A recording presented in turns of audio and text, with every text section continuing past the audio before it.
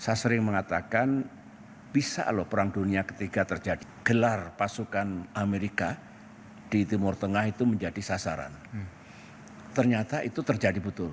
Sehingga ini yang tadinya boleh dikatakan tidak ikut-ikutan begitu, dipaksa untuk melibatkan diri. So ini betul-betul sekarang sudah menjadi regional war. Yang saya lihat balas membalas. Kalau tadinya Amerika plus Israel lawan Iran, sekarang menjadi lebih rumit, lebih kompleks. Karena negara-negara teluk yang diserang oleh Iran, misalnya Saudi Arabia, Bahrain, Kuwait, Jordan, Arab Emirat, Oman, mana lagi yang belum saya sebutkan tadi. Semua itu tentu ya dia juga menegakkan kedaulatannya, melakukan pembalasan, retaliations. Ini menjadi dangerous dan saya ini berpikir ternyata juga ada pasukan atau pos Inggris yang ada di Cyprus, yang itu juga diserang. Nah ini masuk enggak artikel 5 dari NATO? Jika ada anggota NATO diserang oleh negara tertentu, maka wajib hukumnya negara anggota NATO juga bareng-bareng bersama Inggris memerangi negara yang menyerang posisi Inggris itu. Ini kan menjadi lebih berbahaya lagi. Misalnya ternyata bukan hanya negara-negara di teluk itu yang berhadapan dengan sengit, berperang, bertempur, tetapi kalau juga pihak di luar Timur Tengah masuk. Nah kalau misalnya anggota NATO nimbrung di situ, bagaimana Rusia?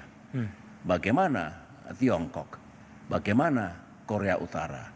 Ini menurut saya very very dangerous. Mudah-mudahan tidak sampai ke situ, karena kalau itu terjadi maka Timur Tengah menjadi flashpoint yang bisa mengarah ke peperangan yang lebih besar. Saya sering mengatakan bisa loh perang dunia ketiga terjadi, meskipun sebenarnya bisa dicegah untuk tidak ke situ. Jadi kesimpulan pandangan saya, jawaban saya sekarang sudah meluas. Tidak lagi hanya antara Israel bersama Amerika perang atau bertempur melawan Iran, tetapi yang lain juga nimbrung, sudah melibatkan diri. Itu dari sisi militer, belum kait-mengaitnya dengan perekonomian yang sudah mengalami disruption di sana sini. Totalitasnya menjadi menurut saya masalah yang besar. Dengan sedikit harapan, great hope, adalah kesadaran baru untuk deeskalasi, kemudian menahan diri, jangan lebih meluas lagi, lebih membesar lagi, dan lebih buruk lagi. Itu tapi sekarang memang kenyataannya sudah meluas, sudah membesar begitu. Saya suka takjub kalau misalnya ngelihat seberapa passionate Bapak tentang mendalami, padahal Bapak dulu punya pengalaman yang sangat dalam, sangat luas dalam diplomasi, tapi sampai sekarang masih belajar, masih mendalami dan lain sebagainya. Buat anak-anak muda yang kadang-kadang suka ada istilah kaum rebahan agak malu pada dengarnya. Bapak, sesaat setelah peluncuran serangan pertama Amerika Serikat kemarin, Presiden Trump mengeluarkan statement publik menyerukan kepada rakyat Iran yang isinya kurang lebih, gulingkan pemerintahan Anda sudah minta ke kami puluhan tahun lamanya, sekarang kami berikan kepada Anda, take over dan jangan sia-siakan kesempatan ini.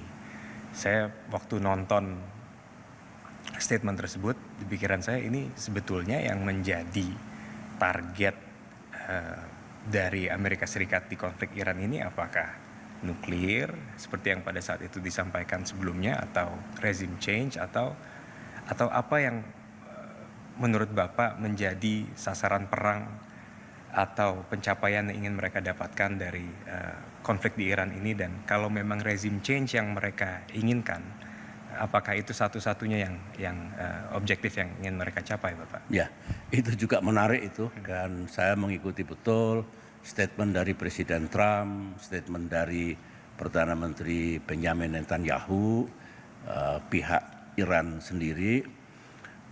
Memang ini begini cara melihatnya. Ini kan sebagai sekutu satu hati satu jiwa, Amerika dan Israel ini punya kesamaan tujuan, kesamaan sasaran, tapi tidak identik, artinya tidak persis sama.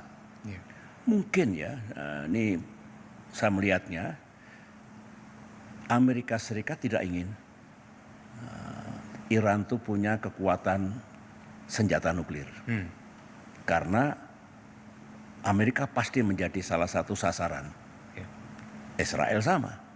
Jadi kalau sekarang yang diisukan nuklirnya itu, kalau suatu saat manifest menjadi senjata nuklir, maka Israel pasti ini sasaran pertama, sasaran utama kami Israel. Sama di situ. Nah kemudian rezim yang dianggap oleh Trump harus diganti, itu memang kan tidak baik hubungannya. Dulu Amerika baik ketika yang memimpin Iran adalah Shah Pahlavi. Sekarang sejak mendiang Ayatollah Khomeini dan kemarin yang baru saja tewas oleh serangan Israel dan Amerika, hubungannya kan tidak baik. Bahkan permusuhannya cukup mendalam. Jadi kalau seorang Trump pengen ada pergantian rezim, dari kacamata dia ya masuk akal. Itu barangkali sama. Tetapi kalau Israel dugaan saya not only that. Tahu bahwa di Timur Tengah itu ada non-state actors yang dianggap proksinya Iran yang selalu bermusuhan dengan Israel.